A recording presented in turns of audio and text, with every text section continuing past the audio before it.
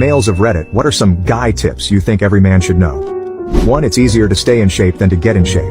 Learned this the hard way as I am slowly starting to work out again. 2. Spray the cologne directly onto your skin before putting on your shirt. Less is more.